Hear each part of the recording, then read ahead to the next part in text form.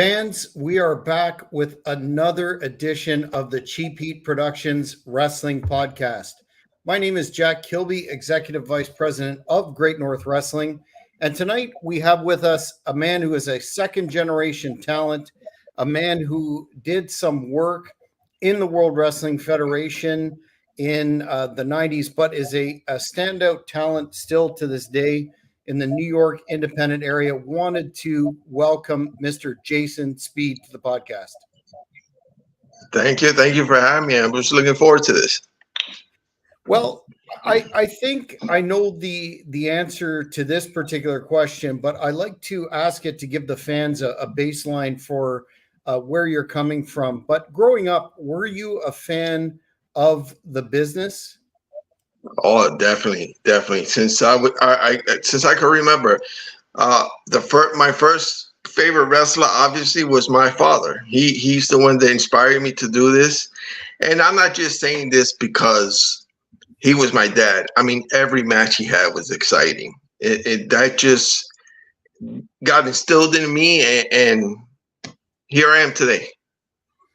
And we'll definitely talk about your father, but in terms of territories or companies that you followed, did you being from the Northeast there, were you a old school WWF fan, or did you have other inspirations? Definitely old school to this day. I mean, their product is different, but I'm still a fan. A lot of wrestlers are afraid to say that. I'm a fan. I watch it. I'm watching it today. You know, I like to keep up with the product, see what it's about.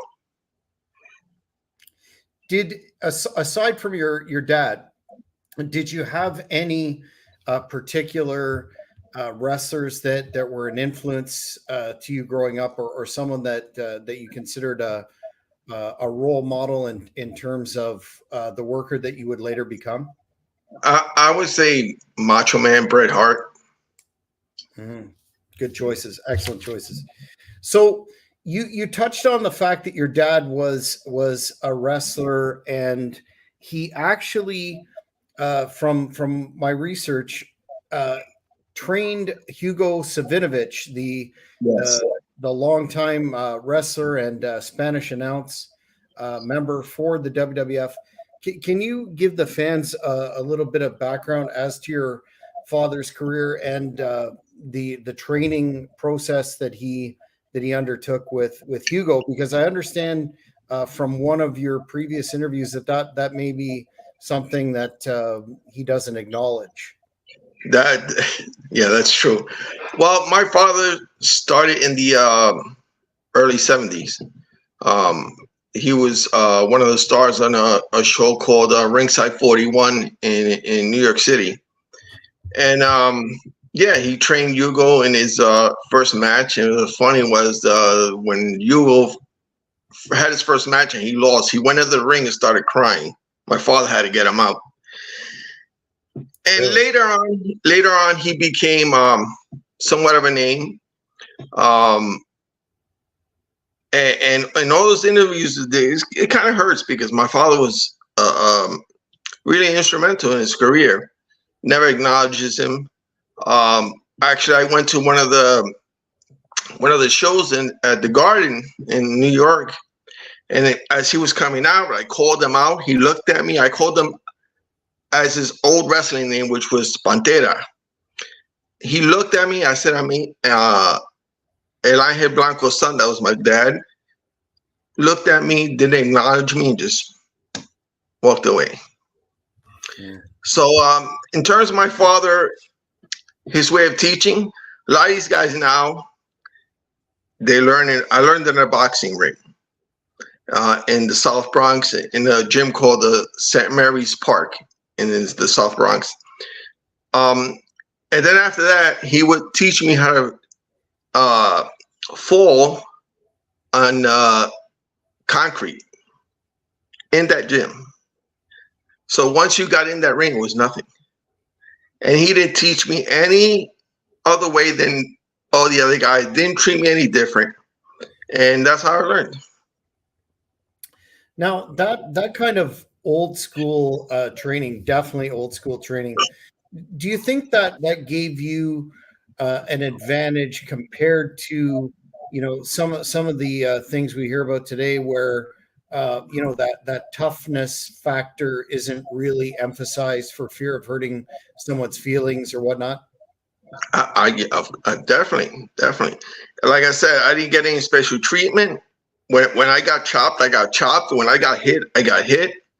It was like, oh, Jason's my son. I'll take it easy. It wasn't like that. And a lot of guys who came out of that gym, there was a tag team you might know, the Headhunters. Yes. Yes. They came out. They came out of my father's gym in the Bronx. I went on tour with them many times in the Dominican Republic, and they came out of that old school, that's old school gym, old school mentality, and they made it. Yeah, there's something to be said for the versatility and the stick to itiveness of individuals that had the benefit of that old school training. Super fan Mike D is asking, did you ever meet Dino Bravo or Giant Gonzalez? Interesting. I was just interviewing ECW's Fonzie last night, and we got into a big discussion about Giant Gonzalez. That was maybe around your time in the Fed. Yeah, Giant Gonzalez, no, but Gino Bravo, yes. Nice guy. What was that context? Backstage? Backstage, yes. And it's funny because when I was first started with the WWE, I did a 3-year stint. And back then, what they call jobbers, they call enhancement talent now. You didn't see much of the stars talk to these guys or hang out with these guys. And I had good interactions with them. Matter of fact, one of the ones that I really hung out with and we went to the bars afterwards was Macho Man Randy Savage. Great guy. And I got a story about that. So, like I said, at that time, they looked down on jobbers. So we're having a beer, and Mr. Perfect comes out. He's blasted out of his mind. He's like, what the F are you doing with this guy? Macho Man stopped him in his tracks and said, listen, he's with me, and that was the end of it. Nice. Did you find, and that was one of the questions that I wanted to ask you down a bit, but did you find the environment backstage to be welcoming to so-called guys, that local guys that are brought in, or was there a lot of hostility there? There was. It depends how you carry yourself. If you carry yourself well, you respected the locker room etiquette, and you weren't making an ass out of yourself, you were welcome. You were talked to. But now, if you didn't do that and you try to be a hot shot or just talk out of your mouth, then you had problems. Mm-hmm. Savage, I know a friend of mine who worked for years in Canada by the name of Doug Cass, and he put over Savage as really, really good to all the guys and picked up meals and that sort of thing. But during that time frame, Savage was teaming with the Ultimate Warrior. Did you have any interactions with Mr. Hellwig? Yes, they asked me a lot of time, and it wasn't a good one. So the first time, second day I was there, I'm in catering, and I went to get some coffee. So he's standing in front of me, and I stand next to him. I grab a cup, and I introduce myself. I'm Jason Speed. I'm here for the week. Just turned his back, walked away, no acknowledgement, nothing. So I think what people say about him was accurate. Yeah, that's very, very unfortunate, but not not something that isn't, as you say, talked about a lot. So you're with your father and being a fan, that was the catalyst for you to pursue wrestling as a career. Did your dad? We often hear, well, not often, but sometimes we hear with second generation talents that their parents try and talk them out of it. Was that something that your dad did, or was he supportive of the? Yeah, he was supportive all the way, especially when he had the gym. I mean, I would miss a day, he would really get pissed. I mean, he really wanted me to do it, and he wasn't pushing me because he didn't have to. I wanted to do it, and I was excited to do it. So in terms of your foray into the WWF, how did I guess you were working locally, and then how walk us through how you got booked to start in the Okay. Okay, there was a gym that I was working out of. I don't know if you ever heard the name Pete McKay. He was a wrestler in New York City. He had a gym in the Lower East Side in New York, and I would go there constantly. I was there with my buddy Jason Knight. You know yeah. Jason Knight. Yeah, I interviewed him last year. Great guy. Yeah, I know him for more than 30 years, and we were working on the same gym. And a friend of my father's got a gig as a supportive talent in the WWE, and they were looking for more people. He saw me at the gym, pulled me aside, asked me if I wanted to do it. I gave him his number, and I think like 4 days later, I was called. And actually, they needed more people. They asked me if I knew anybody else, and I got Jason Knight into it. So that's how that happened. And when you actually attended your first event, who were you working with in terms of agents and putting, assigning who you're going to be working with, etc.? They didn't really assign the enhancement talent agents. The best that I could describe is you wait around. There's a board on the wall. You see a name, and that's who you're working with. Fair enough. Did you have any interactions backstage, especially during that time frame? Vince McMahon was ever present at TV tapings. Anyway, did you have any interactions with him? Just the first day, he introduced himself, and that was it. And I mean, like I said, enhancement talent was kind of looked down on.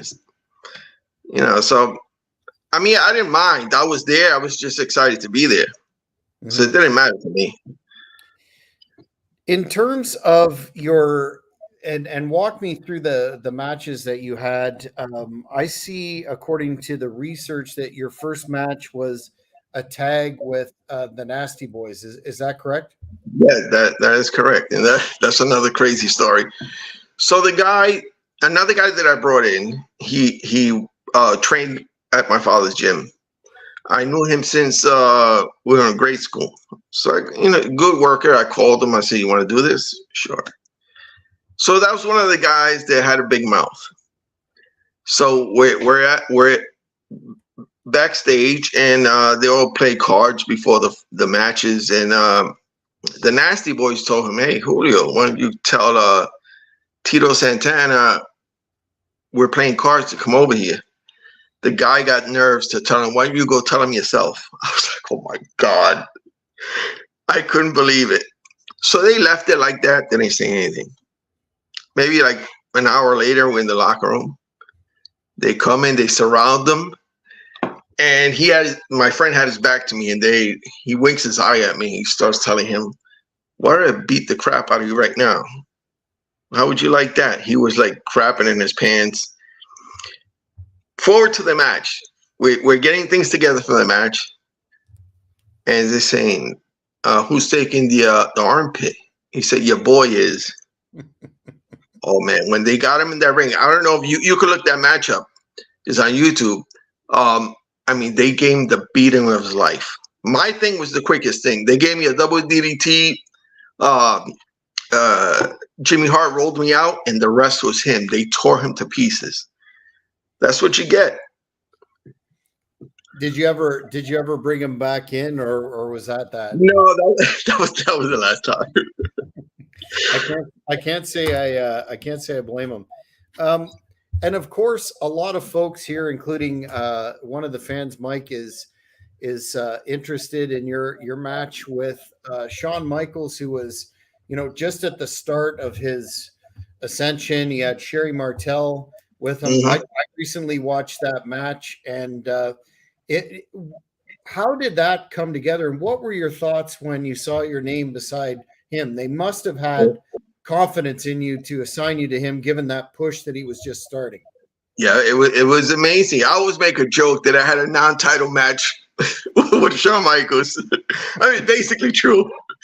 But I don't know. I think they must have confidence in me and saw some of my work.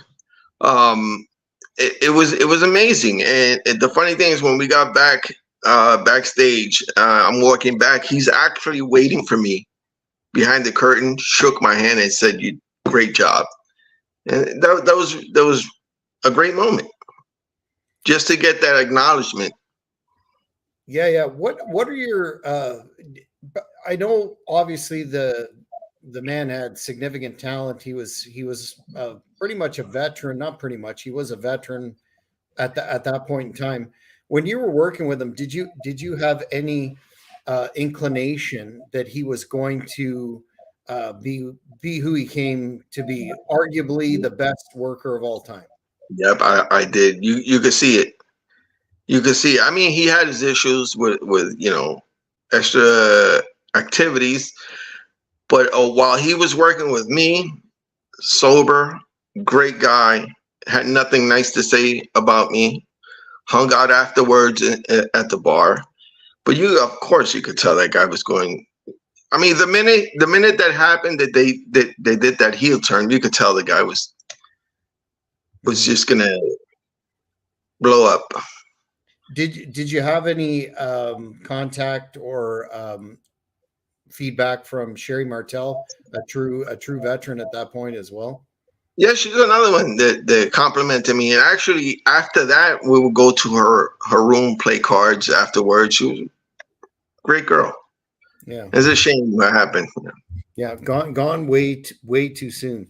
Now this is an interesting question that you probably may or may not have got before, but I noticed in that match that you were wearing like powder blue tights, and a lot Ah, of a lot of the fans seem to think there's something to that in terms of the color being cursed for wrestlers. Do you? never I heard, figure you never heard that before. never heard that. What I've heard was people making fun of me. They were so high, but that's about it. I never heard that before. Yeah, just maybe next time you're running a show or whatever, you can ask around that, because that seems to be quite there's a large subculture of fans online that are pointing out, look, powder blue tights, curse match. Anyway, I've it, never heard that. Yeah. interesting. So your other match that a lot of folks talk about to this day is the TV match that you had against Nails, the former Mr. Magnificent Kevin Kelly. Mhm. Can you talk about how that match was put together and your experience working with him? Did you see any of the attitudinal issues, so to speak, or depending on whose side that you talk about, that led to that incident with Mr. McMahon backstage? Not at all. I would never have thought that. I can't comment on what happened because I wasn't there. But my experience with him, the match was put together quick. He was very professional. I mean, very, very stiff, and not in a bad way. That's just the way he worked. I mean, Mhm, when I was getting choked out with that baton, I mhm, was getting choked out. mhm, mhm. Um, but great guy. Afterwards, actually, I lost my bag in the back. Actually, somebody played a joke on me and put it somewhere. He actually helped me look for my bag. So not a bad guy. Wow, wow. Were And I you? and I really think I'm not trying to toot my horn, but I really think it was just the respect that he had. I was professional. I wasn't talking out of my mouth, and he saw me looking for my bag, and he actually helped me look for my bag. Wow. So yeah, I didn't Did see you I ever didn't see find it? anything. Oh yeah, we did. They stuck it in somebody else's locker. Was that a Kurt Hennig deal at the time, or No. I don't know who did it, but it was found. good rib? So In terms of his career, do you understand why he never? I mean, aside from the incident in question, but seemed like a really money character. That program with Boss Man was pretty on point, and he was professional with you in the ring. And any idea why it was cut short, other than, of course, the major incident backstage? I don't think the accusations were true. You know, him hitting on McMahon in a sexual way. I think it came down to money. That's what I think. Mm-hmm. I think they maybe stiffed him on money, and he was just, you know, pissed about his money, and they got into it, and that was just an excuse for them to get him out of there. That's what I think. Were you compensated in a worthwhile manner for your participation in those tapings? Yeah, at that time, I felt it was good money. Mm-hmm. And they would who was the one that paying out the cash? Arnold Skolin. Mm. He would pay the guys out in cash out of a cigar box. So, wow. Yeah. It was decent money. They paid for the hotel. They paid for the car rental. So you and the meals. So you didn't have anything out of pocket. So everything you made was, you know, for your pocket. Mm-hmm. So did you ever get any other WWF shots that aren't on the record? Oh, there's a lot of them that are out there. I did a 20-man battle royal with Hulk Hogan was in it, Ric Flair was in it. I did a lot of other stuff. It's just not out there. That was one of my favorites. In terms of that, was it the same battle royal that they were both in? Yes, yeah. It was amazing. What was that like working with them, and did you have any interactions with them? Oh yeah, those are the two I had interaction with. Oh really? Chopped by Ric Flair, big boot by Hogan. Wow. Yeah, and it was a house show, I take it, and they didn't. House show. Yeah, and I was put in there last minute. Oh wow. Did you ever, because from the matches that were televised that I saw anyway, you did a really good job in that role. Was there any reason why you didn't come back for any further TV tapings or? Yeah, well, at that time, that was when they were phasing out the jobbers. Mm-hmm. So that we basically got phased out. It was nothing personal. It was just that's what they were doing. Mm-hmm. But till this day, I'm doing it. I have a show November 13th, November 11th with Soul Championship Wrestling. That's Jason's nice organization. Mm-hmm. And I'm tagging with my son, so third generation. Oh wow, excellent. He just had his first match 2 months ago, tagging with me. So that was very I was very teary-eyed, because I did the same thing with my father, tagged with him, and it was amazing to see him in there and taking those shots and taking it like a man, and just looking at it, that was amazing. So we're gonna have a second one November 11th. So look out for that. Well, when we wrap up, we'll get all the information for the fans where they can follow you and be aware of your upcoming events. In terms of enhancement, guys, do you see that as something that was a mistake in terms of the big organizations to largely, as you say, phase them out? And do you think that the guys that played that role so well on television, I've had the pleasure of interviewing a lot, Barry Horowitz, Reno Riggins, Bob Cook. Oh, that was another guy that was amazing. Horowitz. Me and him got along backstage. The guy, that's a great talent. I think he should have been pushed. Yes. To a major role. The guy's amazing. He could work. Do you see that as something that really is unfortunate, given the significant role that enhancement guys played in terms of getting guys over, creating stars? And do you see a spot or a long overdue spot for some of these enhancement talents in the Hall of Fame? Given, I, I think they should be acknowledged, and I think it was a mistake because the whole point of that was, okay, you got these guys beating these talents every week until they find somebody who's going to stand up to them, and that's when you get the excitement. Now, all these major stars, they're fighting each other every week. You see the same thing every week. mm-hmm. You know, you want a guy like who was it? Let's say Georgiano Steele. He beat these guys up every week, until they find somebody who stands up to him, and that's what makes it exciting. Mm-hmm. Now you got WWE, which I'm still a fan of, but you see the same people in the same spots every week, Mm-hmm. and it gets boring. So that was the advantage of having those enhancement talents, I think, and I don't think it'll ever come back. Yeah, unfortunately, because it seems to be that the modern companies are more a television company, and they're concerned with quarter hour ratings and ratings overall than pro wrestling. My personal view is that although the business has moved on, so to speak, enhancement talents were a vital part of creating, just like you Definitely. said, creating that interest and excitement in the fans for Wrestler X being built up.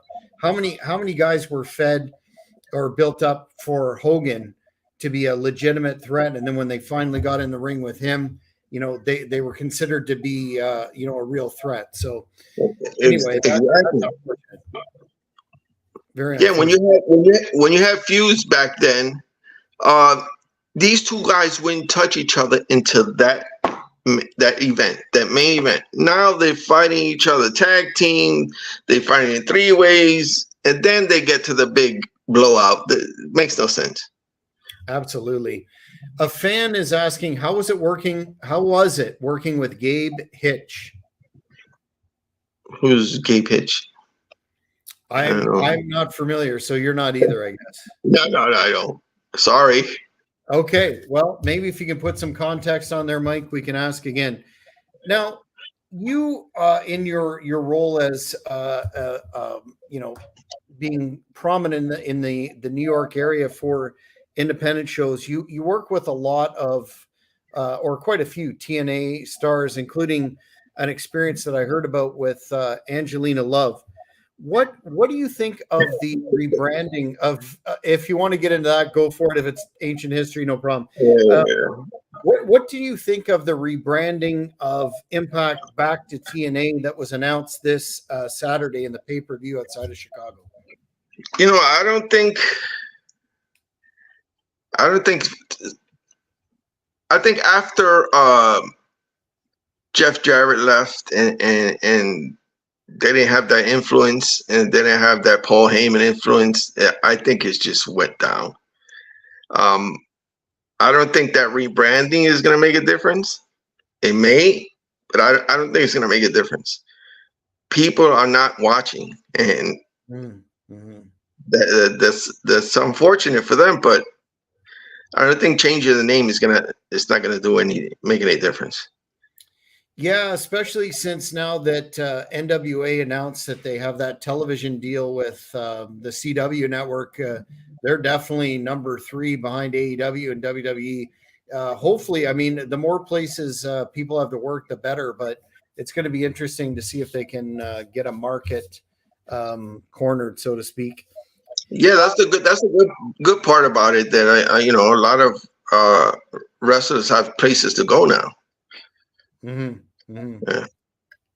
In again doing research, you've wrestled in several interesting places, and I heard that you worked in Iceland at one time. Can you talk about that, or any of those other exotic places that you worked? Yeah, that was with WWE in Iceland, Greenland. I did. I worked in the Dominican Republic with UWF. That was with the Headhunters. Yeah, but I love traveling. I mean, the food has in Iceland, the food is not that great, but it's a beautiful country. Who did you work on that particular tour of Iceland and Greenland? I both of those places they had me working. What was the guy that was the Gator guy? I forgot his name. Steve Kern. Yes, Steve Kern. Yeah, yeah. So I worked most of the time with him. How was that experience for you? Another great guy. Mm-hmm. A lot of these guys surprised me that they wouldn't even talk to me.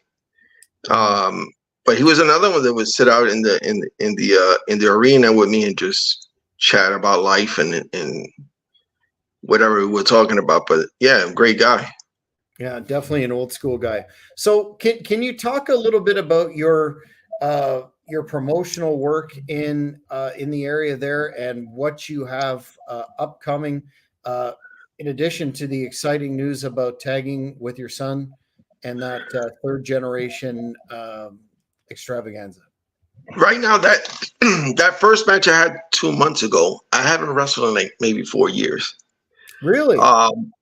Until my son got interested, and he's like, "Dad, can you train me? Can you do this?" And I saw the same thing. I would, have those conversations with my father. So he got me back into it. So I did that show, this one November 11th. Then there's another one that I don't really have the whole information on. It's going to be in Connecticut. But yeah, I'm getting back into it. I felt great. My son was kind of worried, but so yeah, I did 2 Japanese arm drags. And so when we were setting the match, I was talking to the other guys. Oh, we're gonna do this, Dad, and go to the back. My son says, Dad, you sure you could do that? Sure, it's like riding a bike. I mean, I got in there, I did the 2 up in Japanese arm drags. So we get to the back. He said, Dad, you got up like it was the Matrix. I said, I couldn't believe it. I said, I still got it. Yeah, absolutely. What made you step away for those years? My dad was sick. He passed away 7 years ago, so that kind of hit me hard. And I honestly, I wasn't into it. I had a little depression, and my son, he woke me up. He got me back into it, and I don't know when I'm going to stop now. Excellent.